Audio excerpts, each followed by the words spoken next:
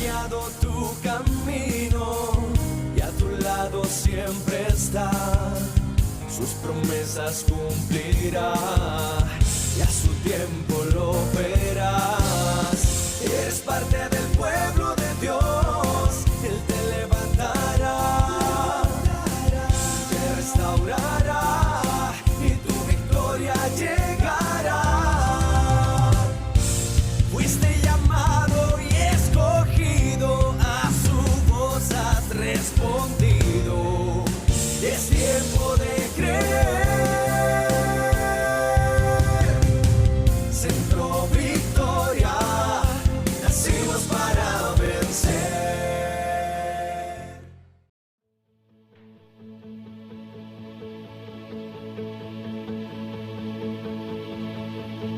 Dios, bienvenido a este lugar y en nuestro corazón veías tu voluntad.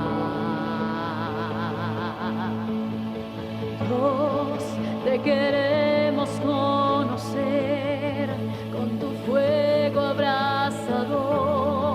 Ven y muévete otra vez. Espíritu, avívanos, te anhelamos, Dios.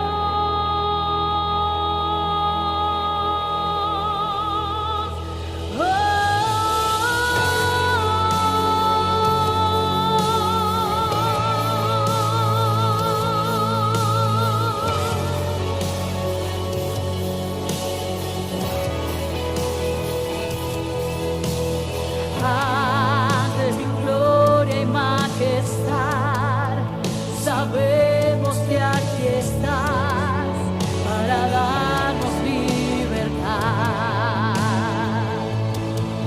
Entrónate en nuestra adoración, asombroso eres, Señor, con tu presencia llénanos. Espíritu, avívanos, te anhelamos, Dios. Espíritu, avívanos, te anhelamos, Dios. Espíritu,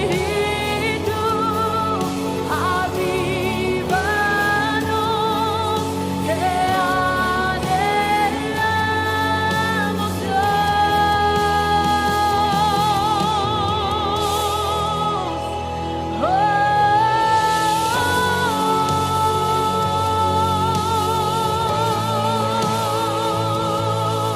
Así es, Señor. Anhelamos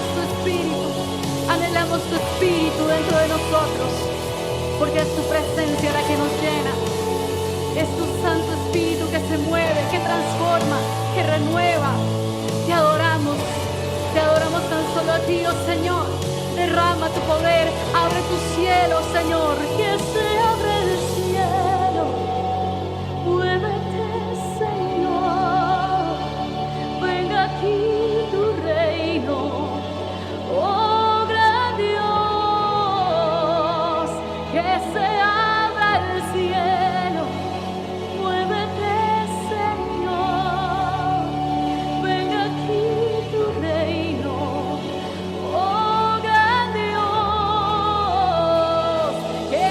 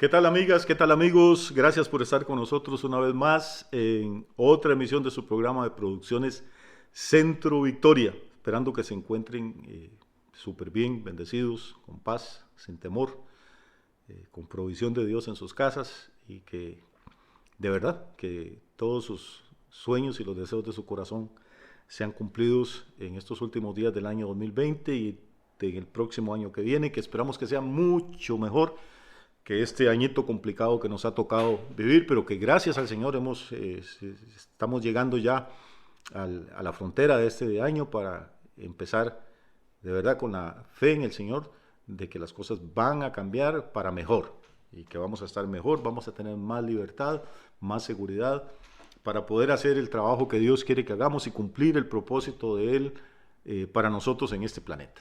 Hoy vamos a continuar entonces con el tema aquel que empezamos de escatología, que decíamos tiene que ver con la parte profética de la Biblia, con lo que las Sagradas Escrituras declaran que va a ocurrir en los días finales y que dichosamente pues tenemos el privilegio, la oportunidad de ver cómo muchísimas de esas escrituras se están cumpliendo delante de nosotros, o sea, todos los días en las noticias, en la prensa escrita, la radio, la televisión, en las plataformas de internet, podemos darnos cuenta de que en el planeta están ocurriendo una serie de eventos a nivel político, a nivel religioso, a nivel económico, que confirman semana a semana, día a día, lo que la Biblia enseña. Estuvimos hablando del capítulo 13 de Apocalipsis, hoy vamos a echar hacia atrás y vamos a pasar a la segunda carta del apóstol Pablo a la iglesia en Tesalónica, segunda a los tesalonicenses, el capítulo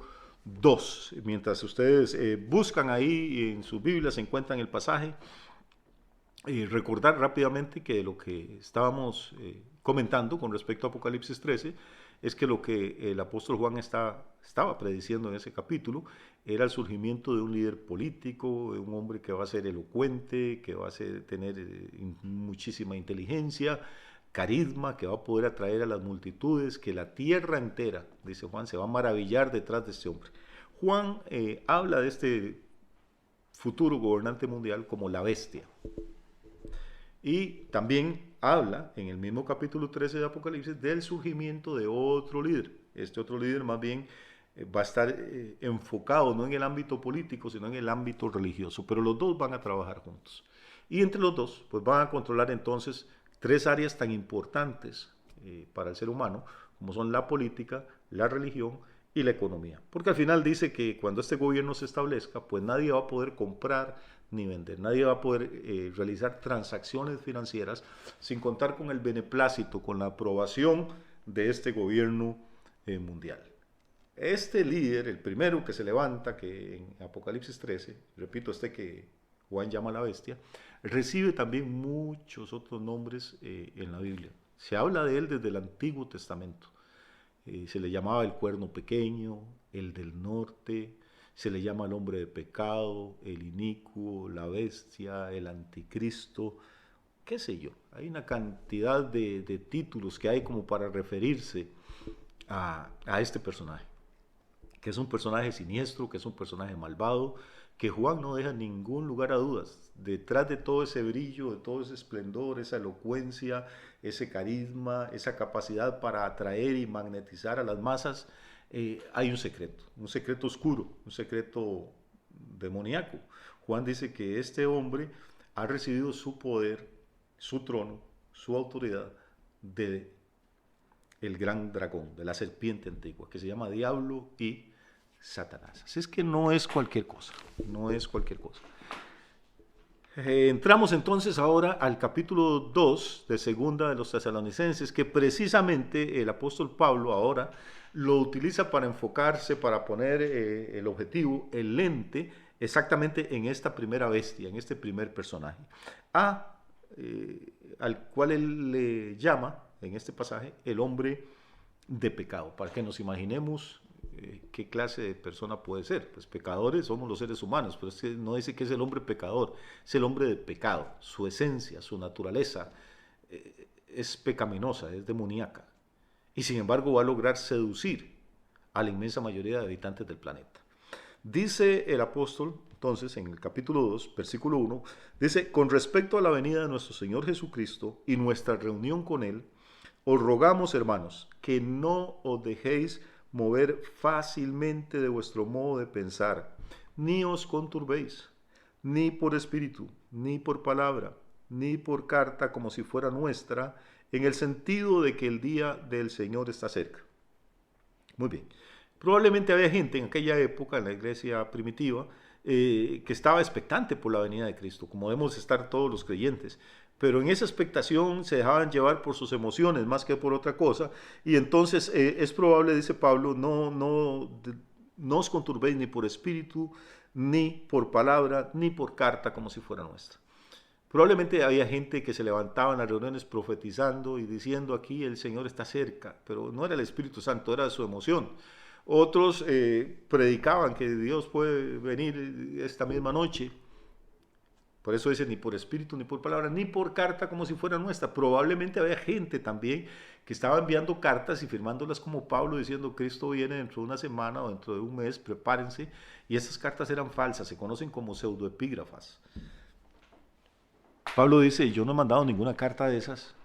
Y tengan cuidado, no se dejen mover, porque yo les enseñé a ustedes bien claro. Cuando estuve con ustedes, les enseñé cuál era la secuencia de eventos antes de la venida de Jesús. Muy bien, verso 3 dice: nadie os engañe en ninguna manera, porque no vendrá sin que antes venga la apostasía y se manifieste el hombre de pecado, el hijo de perdición. Muy bien, según el versículo 3 dice Pablo: nadie os engañe en ninguna manera, porque no vendrá. ¿Quién no vendrá? Si leemos el contexto anterior, el versículo 2 está hablando de Jesús, del Señor. Entonces podemos leer esto así: nadie os engañe en ninguna manera, porque Jesús no regresará sin que antes venga la apostasía y se manifieste el hombre de pecado, el hijo de perdición. Oiga esto, no se dejen engañar, dice Pablo, porque Cristo no va a regresar a la tierra sin que antes venga la apostasía. Es curioso cuando uno escucha hablar a tantos predicadores del avivamiento mundial y toda esta cuestión, que realmente Pablo como que no está hablando aquí de que antes de que Cristo venga va a haber un avivamiento. Lo que dice es que va a haber una apostasía. Y para apostatar hay que haber estado primero en la verdad. O sea, una apostasía es que gente que conocieron el Evangelio, iglesias que alguna vez predicaron el Evangelio, antes de que Cristo venga se van a torcer, se van a apartar, van a dejar la sana doctrina, van a dejar de buscar las almas y van a empezar a buscar el dinero, las posesiones materiales, el aplauso humano. Eso es apostatar, torcer la doctrina,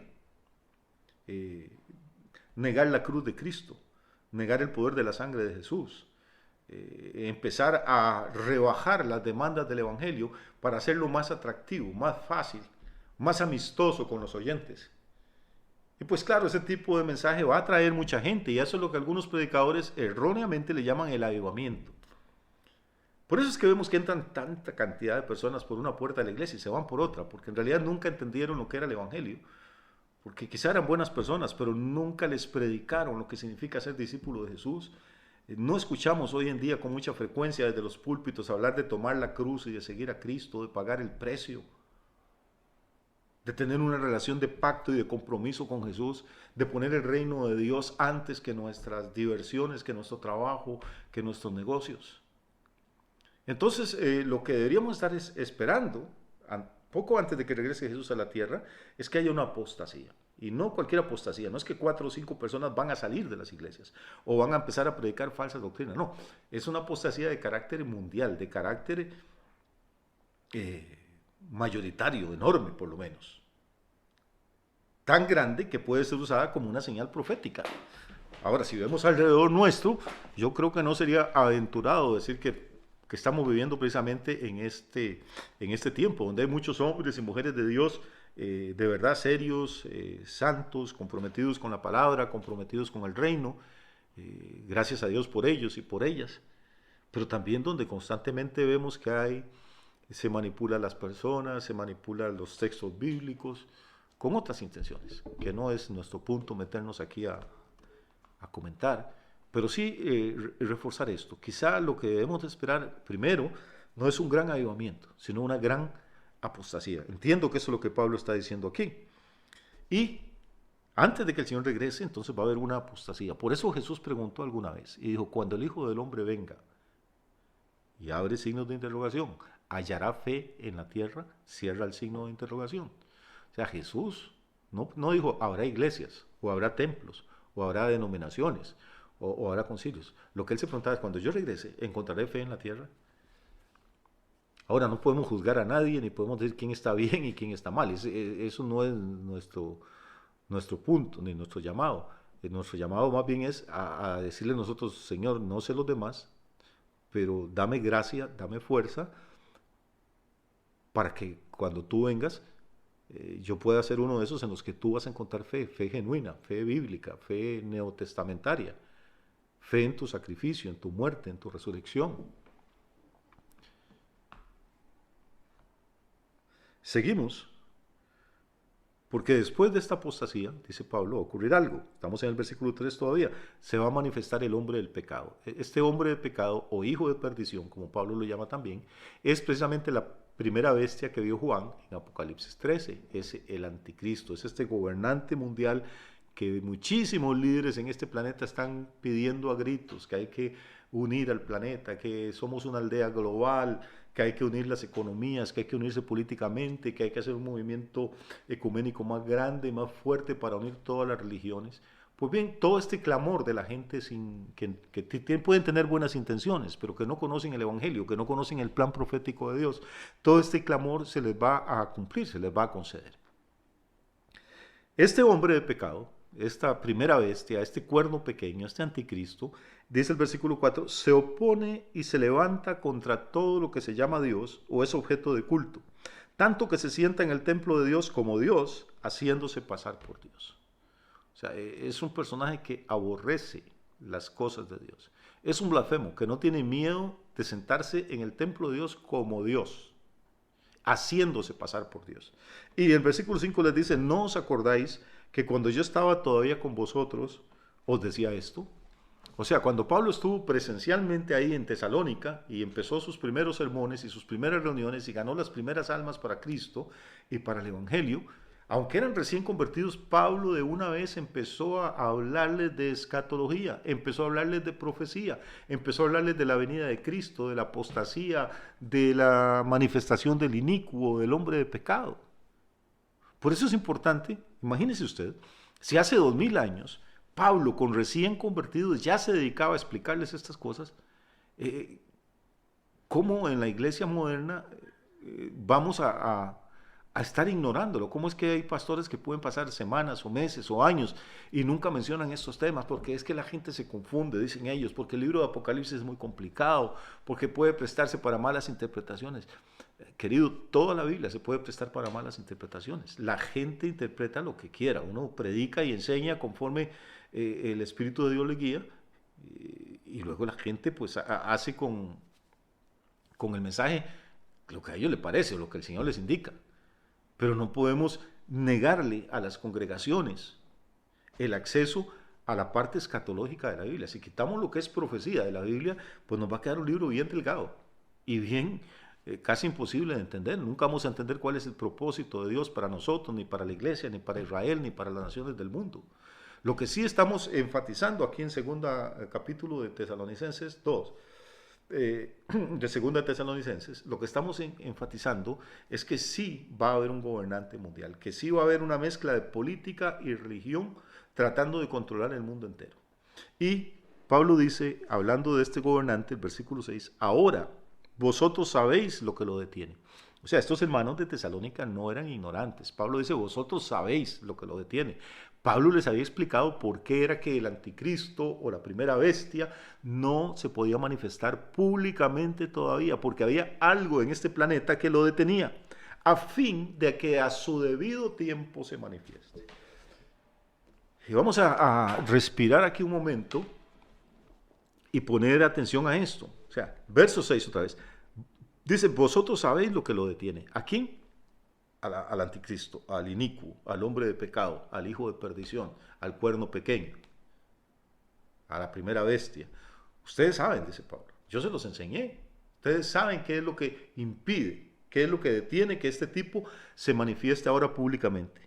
Pero que se va a manifestar, se va a manifestar. ¿Por qué? Dice, a fin de que a su debido tiempo se manifieste. A su debido tiempo. O sea, hay un tiempo establecido por Dios. Hay un cronograma, hay un plan que se está desarrollando.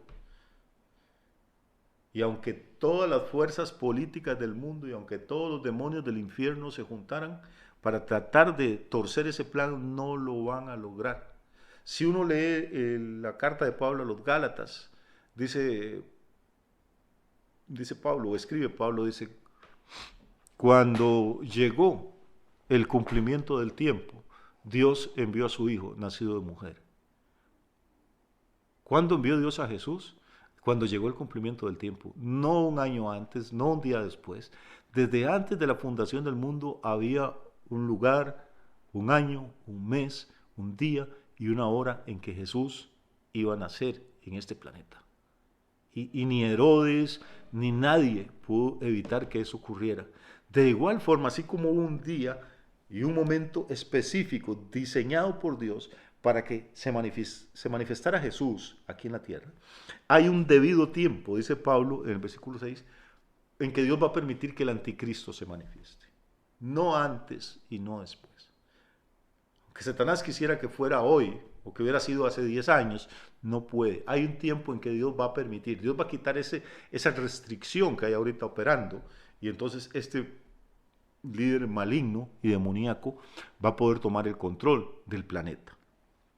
Pablo sigue explicando, porque este texto es riquísimo. Pablo sigue explicando, dice, porque ya está en acción el misterio de la iniquidad. Solo que hay quien al presente lo detiene, hasta que él a su vez se ha quitado de en medio. Pongamos atención porque esto es muy importante. Aquí Pablo está metiendo en esta ecuación, está metiendo otro elemento, está dándonos otra información que como que no teníamos muy clara antes. En el versículo 7, Pablo habla de algo a lo que él le llama el misterio de la iniquidad.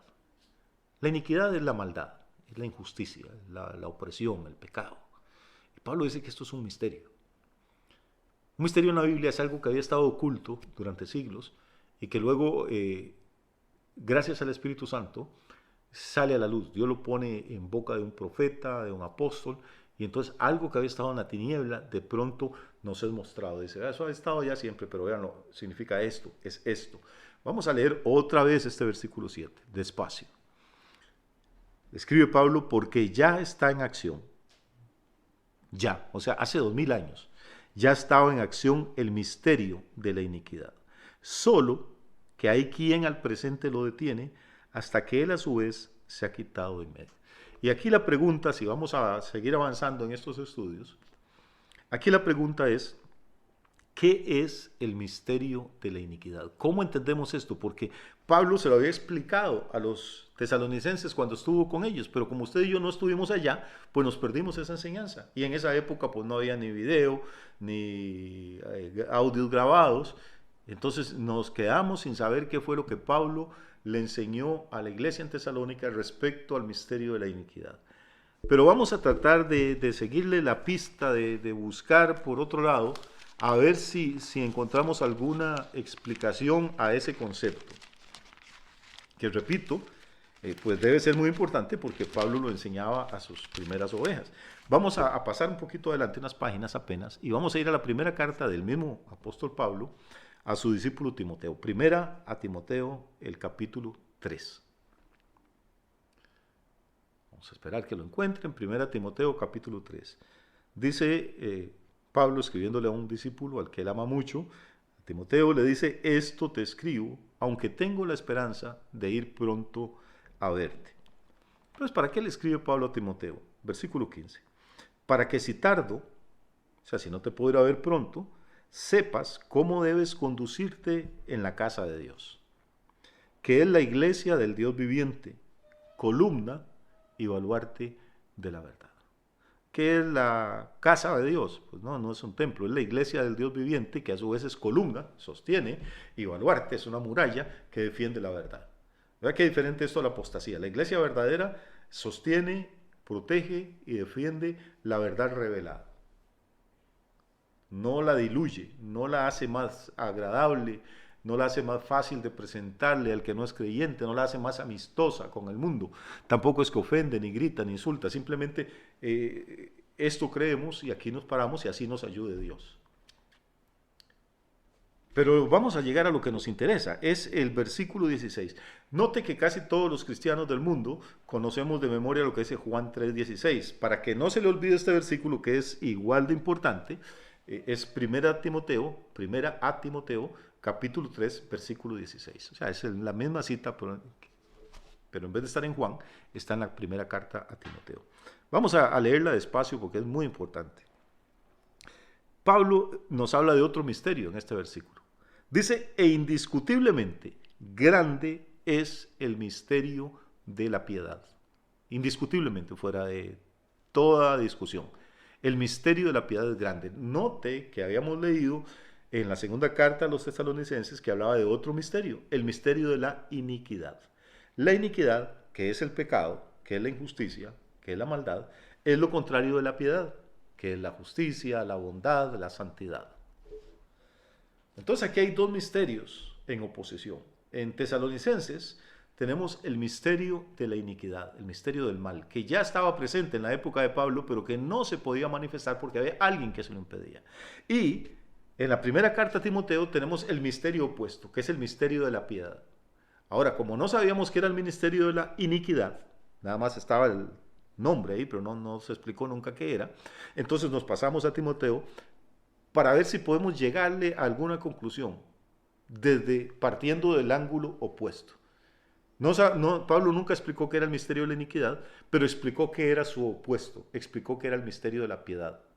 Entonces vamos a leer. Dice, indiscutiblemente, grande es el misterio de la piedad.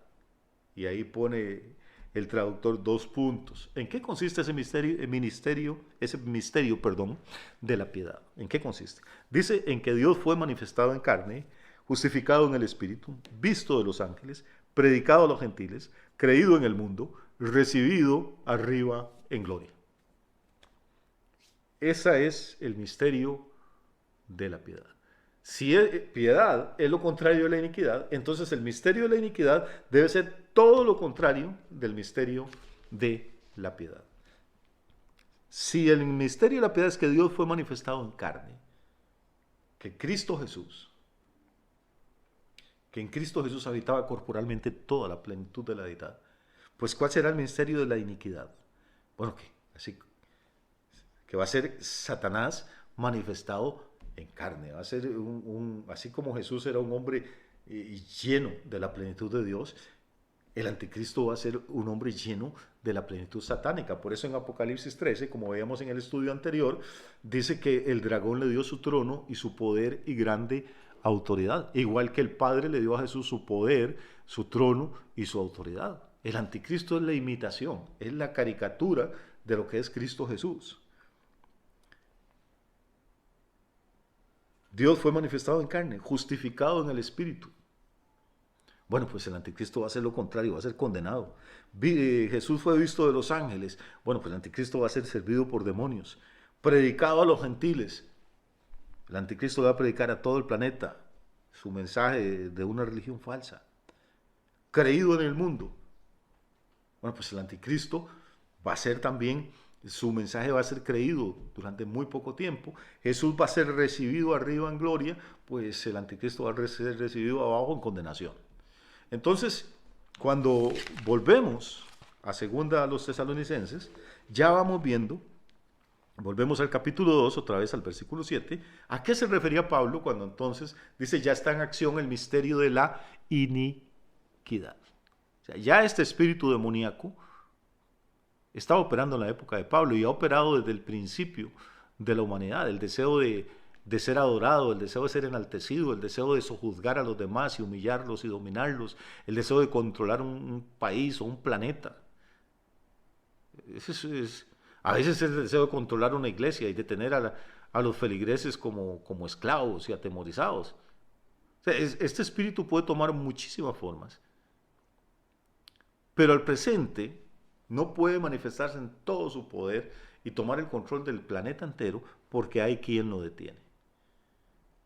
Vamos a dejar eso quizá para el siguiente estudio, para tratar de conversar acerca de quién es el que detiene esa manifestación desde el espíritu del anticristo.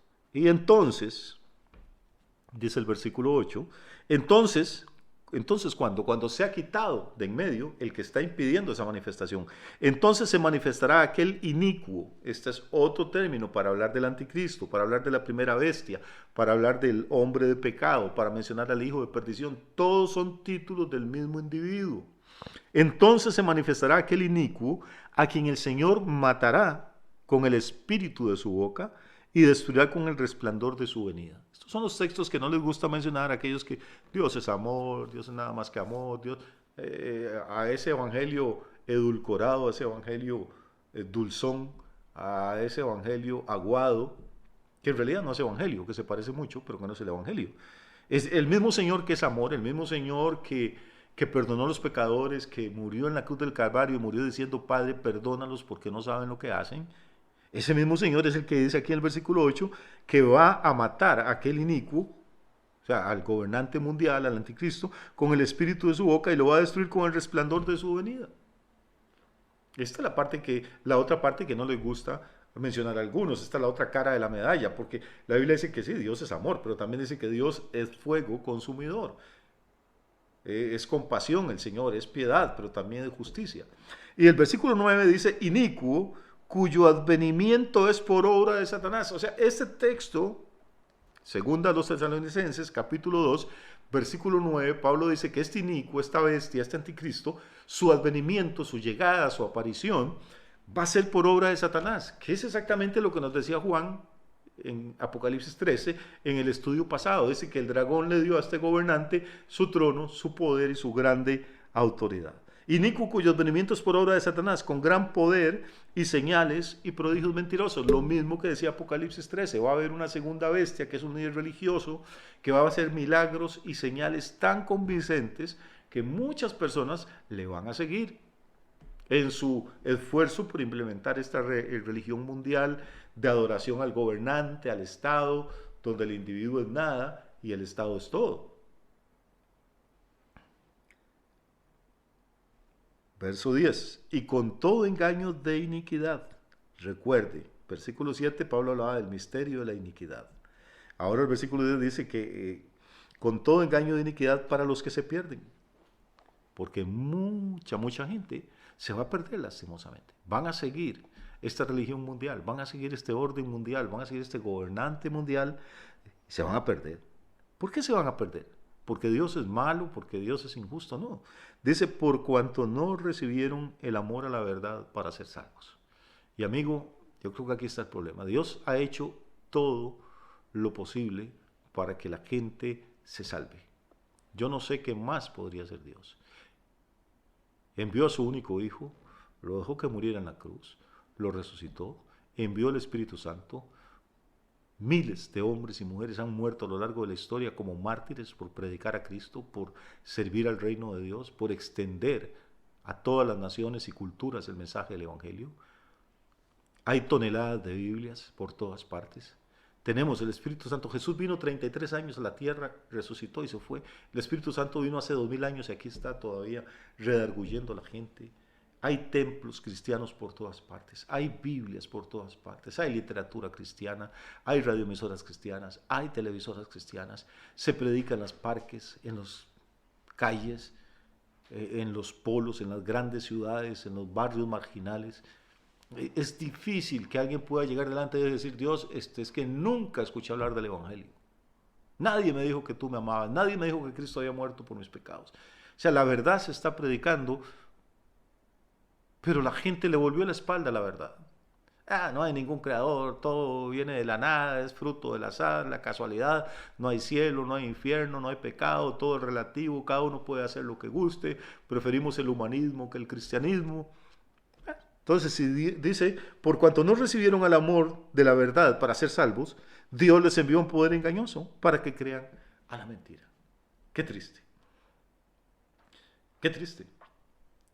Ese poder engañoso va a ser el que van a ejercer esas dos bestias de Apocalipsis 13. El gobernante político y el líder religioso que van a establecer un gobierno planetario, un sistema económico planetario, y el que no se pliegue a sus demandas y a sus caprichos, pues va a ser perseguido, excluido, ridiculizado, marginado y en algunos casos muerto.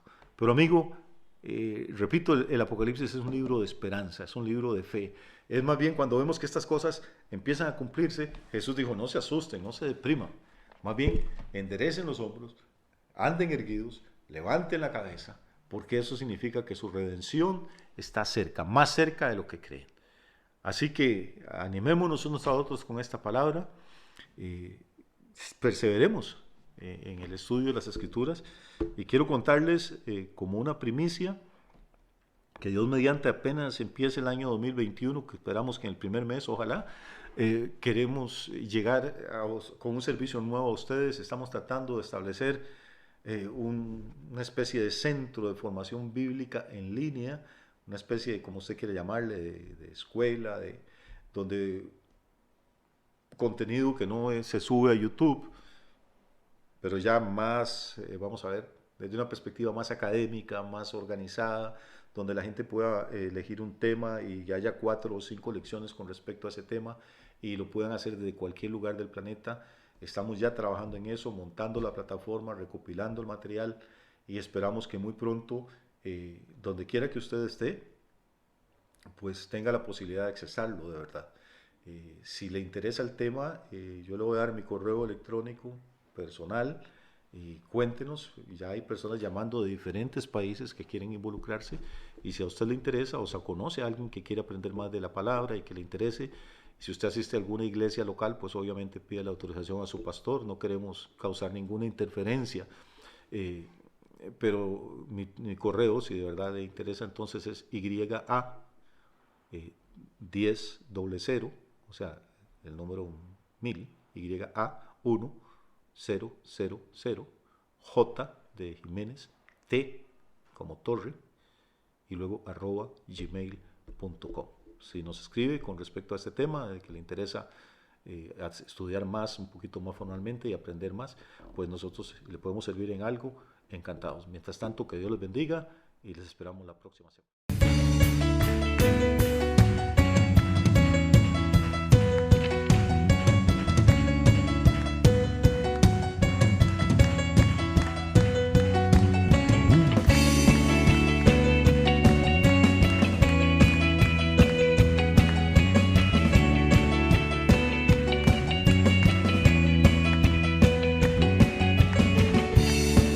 De gracias a nuestro Rey, hay gozo en su casa, alégrate.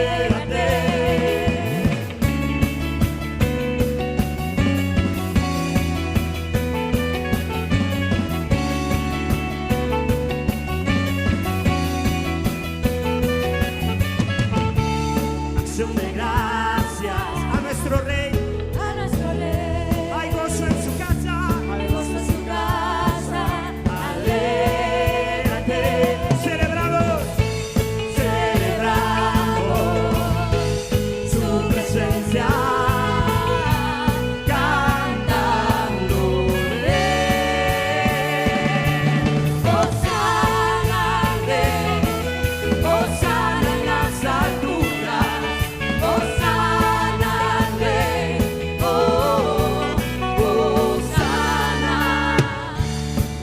De gracias a nuestro Rey,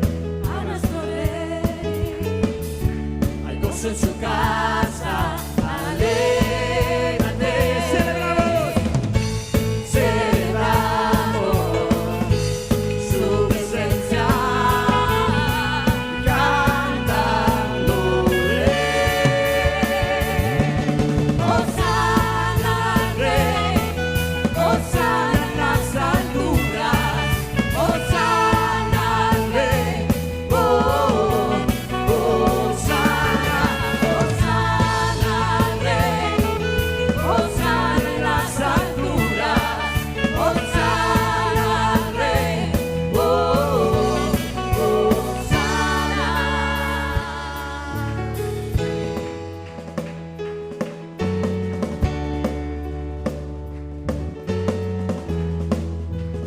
Señor, esta noche ven y toma tu